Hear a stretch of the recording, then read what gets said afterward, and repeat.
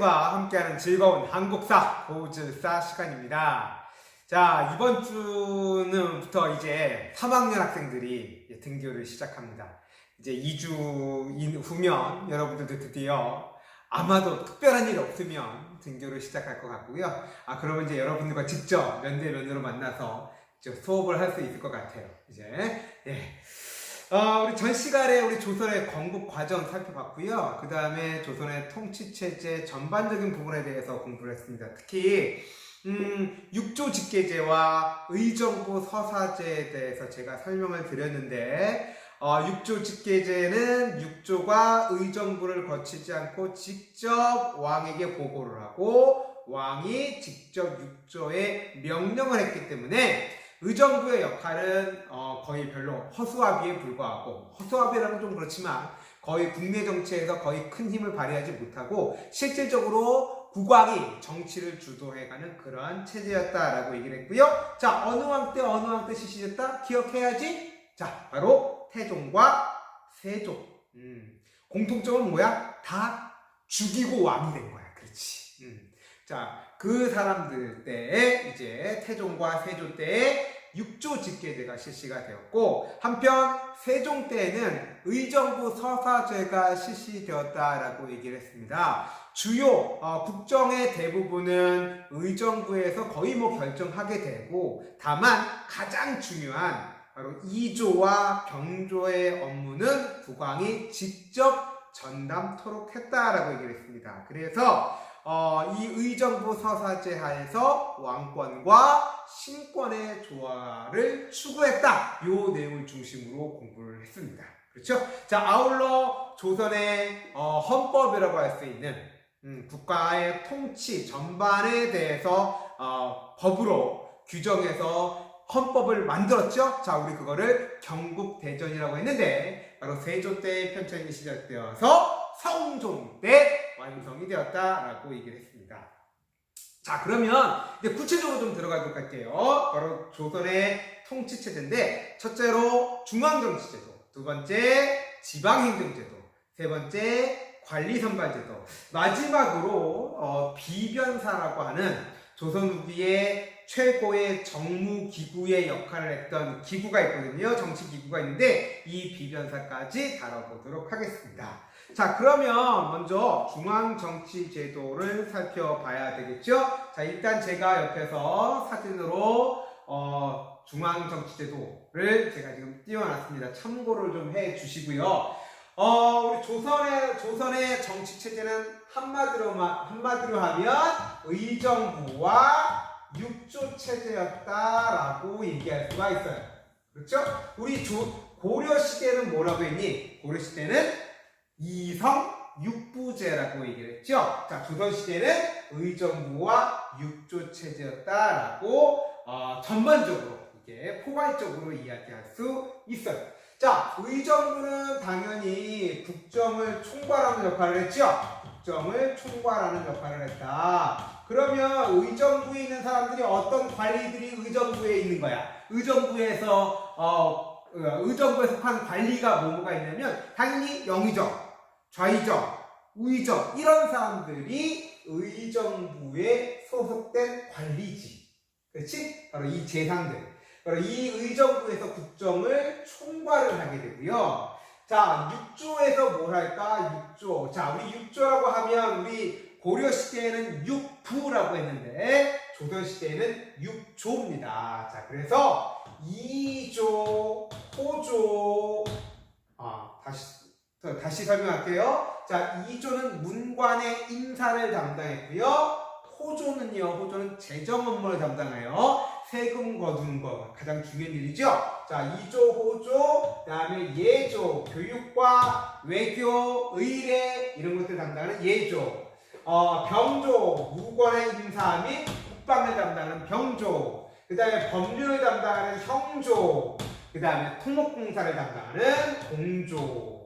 그렇게 해서 바로 이 육조가 국가 정책을 집행하는 그러한 역할을 합니다. 자, 정책 집행을 한다. 그러니까 의정부에서 국정을 총괄하고요. 육조에서 국가 정책을 실제로 집행을 했다라는 거 기억을 하시고요. 자, 그 다음에 매우 중요한 정치 기구가 있습니다. 조선시대에. 바로 조선시대에 삼사라고 하는 기구가 있죠. 매우 중요한. 어떻게 보면 고려 조선시대 중앙정치제도에서 가장 출제 빈도가 높은 정치기구는 삼사다라는 거죠. 자, 삼사는 어떠한 정치기구를 말하냐면 주로 관리의 감찰, 관리가 부정을 저지르나 그렇지 않나를 감시하는 역할을 하는 사헌부, 그 다음에 왕의 잘잘못을 따지는 사관원, 우리 그것을 간쟁이라고 해요. 간쟁의 역할을 했다라고 표현합니다. 간쟁. 자, 그러한 간쟁의 역할을 하는 사관원. 그 다음에 경연을 담당을 하고, 그 다음에 국왕의 어떻게 보면 학문적 조언까지도 했던 홍문관. 자, 그래서 사헌부, 사관원, 홍문관을 합쳐서 삼사라고 얘기를 합니다. 물론 법적으로는 뭐 역할이 나눠져 있죠. 사헌부는 관리 감찰, 사관원은 간쟁이니까 왕의 잘못을 비판하는 역할, 그 다음에 홍문관은 학문적인 거, 이런 것들을 담당하는데, 실질적으로는 이러한 역할이 사헌부, 사관원, 홍문관의 역할이 완전히 구분되지는 않았어요. 사헌부에서도 왕의 그 잘못을 비판할 수도 있고요. 사관원에서도 관리의 잘못을 감찰할 수 있습니다. 따라서 전반적으로 3사는 이렇게 정해져 있었죠. 구분되어 있었지만 하는 일은 거의 구분되지 않았다라고 여러분들이 정리를 하시면 되겠고요. 그러면 3사는 이런 역할을 하니까 어떤 역할을 했다고 총괄적으로 얘기할 수 있냐면 언론의 역할을 담당했다. 언론의 역할을 담당했다. 그래서 3사에서 근무하는 관원들을 뭐라고 표현하냐면 언관이다, 이렇게 얘기를 합니다. 따라서 그러면 언론의 역할 요즘 말로 좀 바꾸면요. 요즘 말로 바꾸면 자, 관리, 감찰. 그렇죠? 그다음에 국가의 정책을 비판하고요. 그리고 관리라든가 사족들의 여론을 국정에 반영하는 그러한 역할까지도 했다. 그래서 언론의 역할을 담당했다라는 걸 여러분들이 기억을 해 주시고요. 이런 것들을 통해서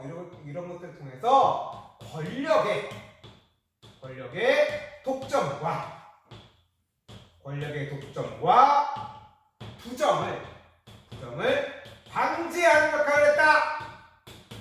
왜? 아니 뭐 왕의 잘못 비판하잖아. 정책 잘못된 거 비판하잖아. 그렇죠? 권력 독점을 막고요. 그 다음에 관리라든가 왕의 잘잘못, 부정 저지르면 비판하잖아요. 그렇죠? 부정을 방지하는 역할을 했다라는 거죠. 이게 바로 3사입니다. 매우 중요한 역할을 했고요. 따라서 보통 이 3사에서 근무하는 사람들은 아무나 3사에서 근무하지 않아요. 과거 점수도 좋아야 되고요. 관문도 빵빵해야 되고요. 청렴했어야 했고요. 그래서 청유직이라고 얘기를 하고, 이제 주로 이렇게 출세 가도가 어떤 식이냐면, 그 3사를 거치고, 6조의 참판, 판서, 그 다음에 의정부, 영의정, 좌의정, 우의정, 이렇게 가는 게 가장 출세할 수 있는 길이었죠. 그래서 3사는 매우 중요한 역할을 담당했다, 이렇게 보시면 되겠습니다. 알겠죠? 자, 이거 외에도 승정원이라는 기구가 있어요. 승정원은 요즘 말로 하면 대통령 비서실 역할을 합니다. 승정원. 그래서 왕명 출납을 담당하고, 따라서 왕권을 보좌하는 그러한 역할을 합니다. 또한 영모 사건을 담당했던 특별 사법기구가 있었는데 이것이 의금부가 있었죠. 여러분들 사극에서 보면 큰 죄인을 저지른 사람들에게 막 사약 갖다 주는 사람이 누구야? 바로 의금부 도사 아니에요. 그렇죠? 주로 영모 사건과 같은 큰 범죄를 담당했던 특별사법기구가 의금부가 있었습니다. 자, 그다음에 역사를 담당하는 춘추관이라든가 서울의 치안을 담당하는 한성부도 있었죠. 자, 이렇게 해서 제가 중앙정치제도에 대해 살펴봤고요. 이제 지방행정제도에 대해서 살펴보도록 하겠습니다. 역시 제가 이렇게 지도를 띄웁니다. 참고를 해 주시고요. 자, 우리 고려시대의 지방행정제도를 뭐라고 했더라? 기억납니까? 오도, 양계. 자, 남쪽에 일반 행정구역에 오도를 두었고, 국경 지역에 북계와 동계, 즉, 양계를 두었다라고 얘기를 했습니다. 자, 그런데 고려시대에는 모든 군현에 지방관이 파견되지 않았다. 지방관이 파견된 현을 뭐라고? 주현. 지방관이 파견되지 않은 현을 속현이라고 얘기를 했고요. 그런데 주현이 많아, 속현이 많아, 속현이 많아. 그렇지? 그러니까 중앙집권이 철저하지 못했어. 그런데 이제 조선으로 가면요. 보다 더 중앙집권이 철저해지겠죠? 중앙집권이 철저해진다는 얘기는 무엇이 사라질까? 그렇지.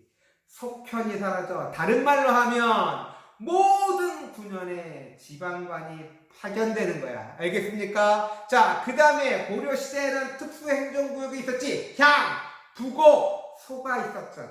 그렇지. 그런데 이 향, 부곡소도 사라지게 됩니다. 자, 이러한 특징 먼저 기억하시고 살펴보시기 바랍니다. 자, 조선시대에는 고려의 오도, 양계와는 달리 팔도 체제로, 왜 웃으래 얘? 팔도 체제로 일원화합니다. 전국을 8개의 도로 나눈 거야. 그렇지? 자, 오늘날 거의 비슷하죠? 뭐 함경도, 평안도, 황해도, 경기도, 강원도, 충청도, 전라도, 경상도. 그렇죠?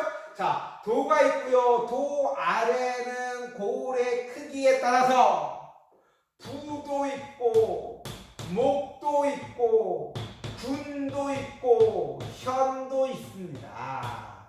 그래서 이 부, 목, 군, 현에는 수령을 파견을 하지요. 그렇죠? 수령을 파견합니다. 자, 그 다음에 미안해. 도에는 누구를 파견하느냐? 관찰사를 파견하는 거야. 관찰사.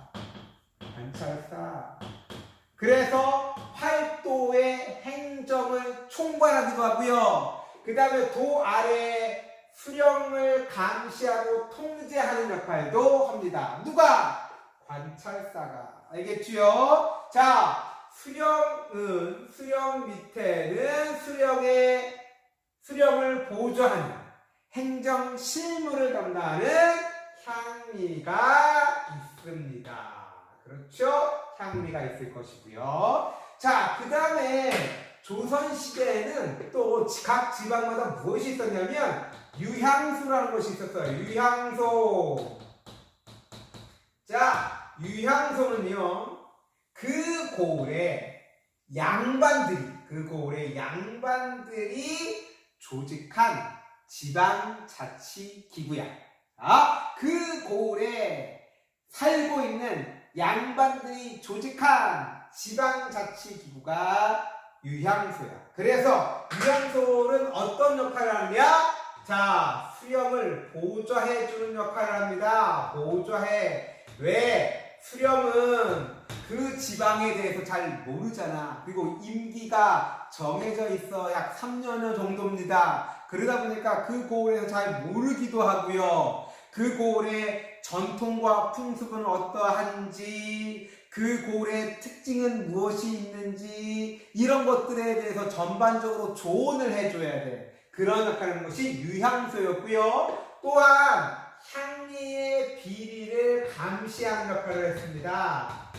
알겠어요? 자, 그래서 수령을 보좌하고 향리를 감시하는 역할을 했고요. 이거 외에도 백성들의 교화, 백성들을 가르친다는 얘기 아니야. 어떻게 유교 이념에 입각해서 백성들을 가르치고 여론도 수렴하고 지방민의 여론도 수렴하는 그러한 역할을 담당했다라는 거 이렇게 알아두도록 하시고, 자, 제가 앞서 먼저 얘기했듯이 조선시대 지방제도의 특징, 자, 모든 군현에 지방관이 파견되었다. 모든 군현에 지방관이 파견되었다. 이 얘기는 무엇이 없어졌다? 소편이 없어졌다라는 거죠. 자, 그 다음에 또 뭐도 없앴어? 향, 부고, 소가 폐지되었어. 그렇지. 그러면 중앙집권이 고려시대에 비해서 강화된 거야, 약화된 거야? 당연히 강화된 거지. 그죠? 자, 이렇게 여러분들이 정리를 좀 해주시면 되겠습니다. 알겠죠? 자, 그 다음에 이제 마지막에 관리선발과 인사제도를 좀 살펴보도록 하겠습니다. 관리선발제도는 이제 과거죠. 우리 고려시대에는 광종 때 과거제도가 실시되었다라고 얘기를 했고요. 과거 외에도 음서라고 해서 5품 이상 관리의 자제들은 과거 시험 없이도 관직에 진출할 수 있었다라고 얘기를 했습니다. 자, 그 다음에 묵과가 실시되지 않았다라고 얘기를 했어요. 그쵸? 자, 기억납니까? 자, 그러면 조선시대에는 그러면 어떻게 달라지는지 살펴보도록 할게요. 자, 조선시대의 관리가 되기 위해서는 대부분 다 무조건 거의 과거가 거의 유일한 관리에 진출 방법이었어요. 알겠어요? 음서 제도가 있었습니다만 그 폭이 매우 제한적이 됐고요. 그 다음에 음서로 진출하면 쉽게 승진할 수가 없었습니다. 그래서 조선시대는 거의 유일한 관리 진출 방법은 과거였습니다. 따라서 전시대에 비해서 고려시대에 비해서 더욱더 능력 위주의 사회였다라고 볼 수가 있죠. 아무리 가문이 빵빵해도 과거에 합격하지 못하면 관리가 될 수 없다라는 얘기입니다. 알겠죠? 그래서 대부분 과거를 통해서 관리에 진출했고요. 자, 그 다음에 조선시대는 드디어 묵과가 실시가 되어서 자, 기존의 문과 외에 또 묵과가 실시됐고요. 자, 그 다음에 기술관을 선발하는 잡과도 계속해서 실시가 됐습니다. 그래서 묵과, 잡과가 시행되었고요. 그렇죠? 자, 그 다음에 인사관리 제도로서 5품 이하의 관리를 임명할 때는 역시 서경. 야, 서경이 뭔지 기억나? 이거 평양 말하는 거 아니다. 고려시대 평양 말하는 거 아니야. 자, 서경은 5품 이하의 관리를 임명할 때 동의를 구하는 제도입니다. 알겠죠? 자, 서경 제도가 실시가 됐고요. 그 다음에 상피제라는 것이 시행됐어요. 상피제는 뭐냐면 서로 상자에 피할 피자야. 서로 피한다는 얘기지. 뭐냐면 예컨대 같은 친족끼리 같은 부서에 근무하지 못하는 거야. 왜? 얘는 친족들이 같은 부서에 근무해봐. 서로 짜고 헤쳐먹을 거 아니야. 그죠? 그러니까 그러한 역할을, 그러니까 부정을 방지하기 위한 목적이었습니다. 그렇죠? 자, 뿐만 아니라 자기 출신 지역의 지방관으로 보내지 않았습니다. 자, 이거를 우리는 상피제라고 얘기합니다. 알겠죠? 자, 그래서 인사관리제도로서 바로 서경이라든가 상피제를 줌으로써 인사의 공정성도 확보를 하고요. 부정도 방지하는 역할을 동시에 할 수 있는 그런 제도가 실시되었습니다. 그렇죠?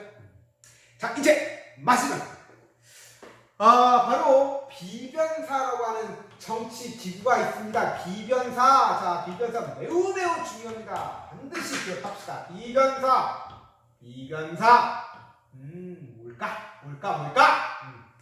비변사는 원래 16세기 초에 여진족과 왜구의 침략에 대비하기 위한 임시기구였어요. 자, 처음엔 임시기구였단 말이야. 무슨 말이야? 우리도 이런 거 있잖아.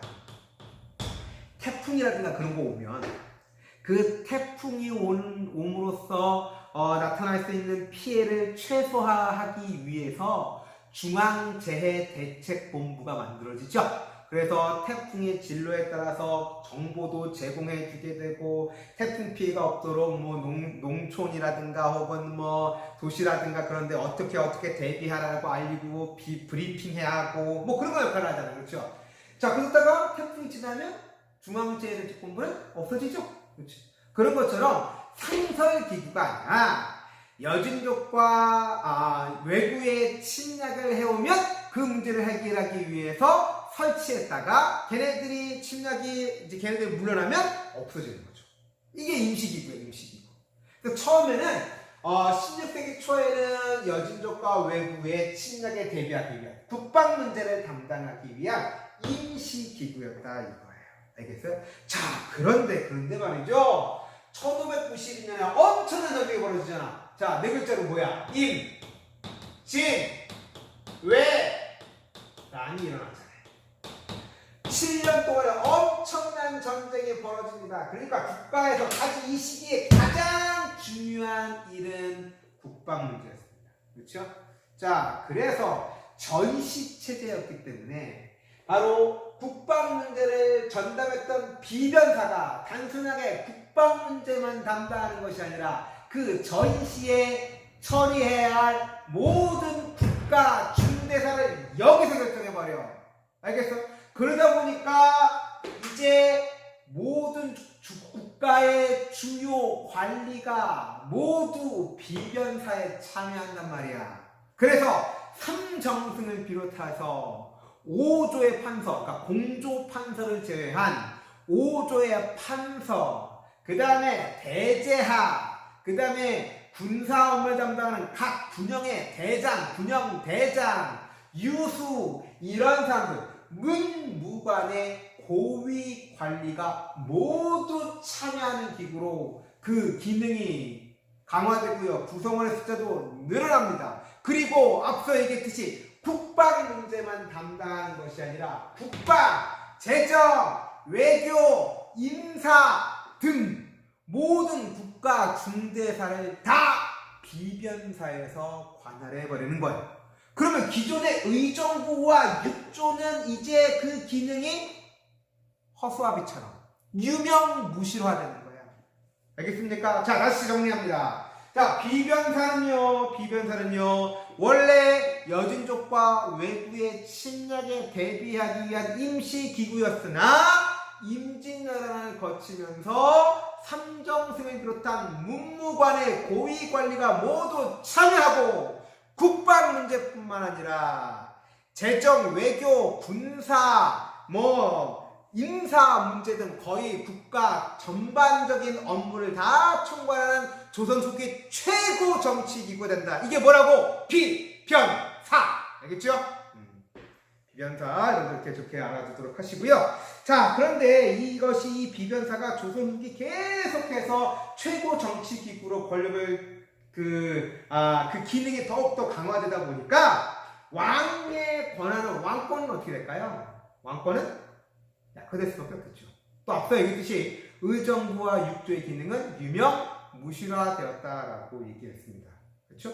자, 그런데 뒤에 설명했지만 19세기 이르게 되면 우리 세도 정치란 말 들어보셨나요? 그렇죠? 안동김씨, 풍양조씨 등의 소수의 가문이 모든 주요 관직과 권력을 독점하는 그러한 비정상적인 정치, 즉 세도 정치가 전개되잖아. 그러니까 이 소수의 세도 가문이 가장 중요한 비변사의 모든 직책을 다 차지해버려요. 그래서 비변사를 독점해버린단 말이야. 그러다 보니까 부정부패가 있을 수밖에 없잖아. 그렇죠? 그래서 세도 정치기에 세도 가문이 비변사를 장악하면서 무수히 많은 부정부패가 심화됩니다.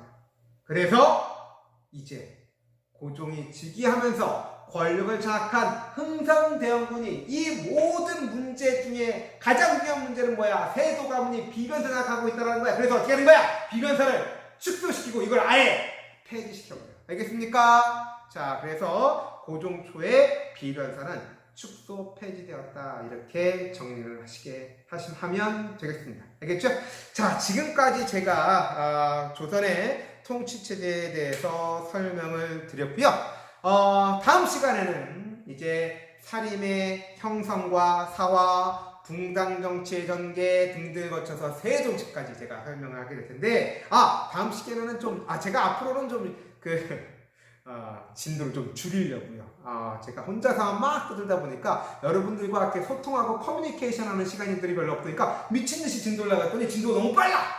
그래서 조금 템포 조절을 좀 하겠습니다. 그래서 다음 시간에는 사림의 형성과 사화 요 부분을 중심으로 공부를 하도록 하겠습니다. 물론 제가 PPT를 통해서 오늘 공부한 내용 다시 정리해드립니다. 아무튼 다음 시간에 만날게요. 안녕! PPT를 통해서 제11강 조선의 건국과 통치체제 확립 그 두 번째 시간으로 조선의 통치체제의 확립을 공부하도록 하겠습니다. 먼저 중앙통치체제입니다. 조선의 중앙통치체제는 의정부와 육조체제라고 정리할 수 있습니다. 즉 의정부는 국가 정책을 총괄하는 역할을 했고요. 의정부에 속해 있는 관리로서 영의정, 좌의정, 우의정 등이 있었죠. 자, 의정부 아래에는 육조가 있었죠. 이조, 호조, 예조, 병조, 형조, 공조를 말하는데 이 육조가 국가 사무를 나누어서 집행하는 역할을 했습니다. 특히 이조는 내무, 그 다음에 문관의 인사를 주로 담당을 했고요. 호조는 재정, 조세, 호구, 예조는 외래, 교육, 외교, 병조는 군사와 무관의 인사, 형조는 법률, 공조는 토목공사를 담당을 했습니다. 자, 국가의 정책은 이러한 의정부와 육조를 중심으로 집행이 됐고요. 이러한 기구 외에 삼사라고 하는 기구가 존재했습니다. 삼사는 관리 감찰을 담당하는 사헌부, 왕의 잘잘못을 비판하는 간쟁의 역할을 하는 사관원, 경연을 담당을 하고 왕의 정치적 조언, 학문적 조언을 담당하는 홍문관이 삼사라고 불렸는데 이 삼사는 언론의 기능을 담당했다라고 볼 수가 있습니다. 즉 관리 감찰, 정책 비판, 관리와 사족의 여론을 정책에 반영하는 역할을 수행했다라고 보시면 되겠습니다. 사실은 관리 감찰은 사헌부고 왕의 잘잘못을 따지는 것은 사관원인데 사실 이 3사의 기능은 엄격히 구분되지 않고 사헌부에서도 사관원의 역할을 했고 사관원에서도 사헌부의 역할을 했고 홍문관에서도 사헌부나 사관원의 역할을 수행했다라고 보시면 되겠고요. 그러니까 그 기능이 엄격히 구분되지는 않았습니다. 따라서 이 조선은요, 3사를 통해서 권력의 독점과 부정을 방지하고 왕권을 제한하는 기능이 있었기 때문에 왕권과 신권의 조화를 추구할 수 있었습니다. 다음은 지방행정제도를 살펴보겠습니다. 조선은 전국을 8도로 구분했죠. 함경도, 평안도, 황해도, 경기도, 강원도, 충청도, 전라도, 경상도 이렇게 8개의 도로 구분을 했고요. 그 도의 행정을 총괄하는 관찰사를 파견을 했습니다. 또 도 아래에는 고을의 크기에 따라서 부, 목, 군, 현을 두어서 수령을 파견을 했습니다. 조선시대 지방행정제도의 가장 큰 특징은 그 전시기, 즉 고려시대에 비해서 중앙집권이 더욱더 강화되었다는 거죠. 예컨대 모든 군현에 지방관이 파견되었습니다. 자, 고려시대에는 모든 군현에 지방관이 파견되지 않았죠. 지방관이 파견된 현을 주현, 지방관이 파견되지 않은 현을 속현이라고 했는데 오히려 속현의 숫자가 더 많았다라고 얘기를 했습니다. 그런데 조선시대에는 모든 군현에 지방관을 파견함으로써 중앙집권이 더욱더 강화되었고요. 고려시대까지 존재했던 특수행정구역, 즉 향, 부곡, 소가 폐지가 됐습니다. 자, 각 고을의 행정을 총괄하는 사람이 수령이죠. 그 수령은 왕의 대리인으로서 행정과 사법, 군사권을 행사를 했고요. 그 수령의 행정실무를 보좌하는 역할로 수령이 존재했습니다. 자, 수령과 향리 외에 지방 유력 양반들이 구성한 향촌 자치기구를 유향소라고 했는데 이 유향소를 통해서 지방의 양반들은 수령을 보좌해주고 향리를 감시하고 또 지방민의 여론을 수렴하고 백성들을 유교적으로 교화하는, 가르치는 그러한 역할을 수행했다, 이렇게 보시면 되겠습니다. 관리 선발과 임사관리 제도를 보겠습니다.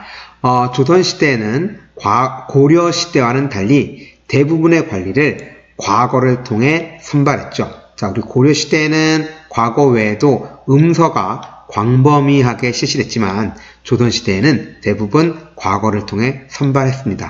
물론 음서라든가 천거라든가 하는 제도는 있었지만 널리 시행되지는 않았죠. 뿐만 아니라 조선시대에는 고려시대에 실시되지 않았던 무과가 실시되었죠. 그래서 문신을 뽑는 문과, 무신을 뽑는 무과, 기술관을 뽑는 잡과가 시행되었습니다. 또한 5품 이하의 관리에 대해서는 동의를 구하도록 하는 서경 및 또 같은 친족끼리는 같은 부서에서 근무하지 못하도록 하거나 자신의 출신 지역에 지방관으로 파견되지 못하도록 했죠. 이것을 상피제라고 합니다. 이러한 서경과 상피제의 시행을 통해서 인사의 공정성을 확보했다, 이렇게 보시면 되겠습니다. 자, 마지막으로 조선 후기의 최고 정치 기구라고 할 수 있는 비변사에 대해서 공부할게요. 자, 비변사 매우 중요한 기구니까 반드시 기억해 주시고요. 원래 비변사는 16세기 초에 여진족과 왜구의 침입에 대비하기 위한 임시기구였어요. 그러니까 여진족이라든가 왜구가 쳐들어오면 그들의 침략을 막기 위해서 임시로 만든 국방 문제만을 담당하는 기구였단 말이에요. 그런데 임진왜란 이후에는 그 기능이 매우 강화되죠. 예컨대 비변사에 참여하는 관리들은 영의정, 좌의정, 우의정, 즉 3정승을 비롯해서 5조의 판서와 참판들, 그 다음에 각 군영의 대장, 그 다음에 대제학, 이러한 문무관의 고위 관리가 대부분 참여하는 것으로 그 기구가 매우 강화되었고요. 기능 역시 국방만을 담당하는 것이 아니라 군사, 외교, 임사, 재정 등 국가 정책을 전반적으로 논의하고 집행하는 명실상부한 조선 후기 최고 기구로 그 위상이 강화되어 나갑니다.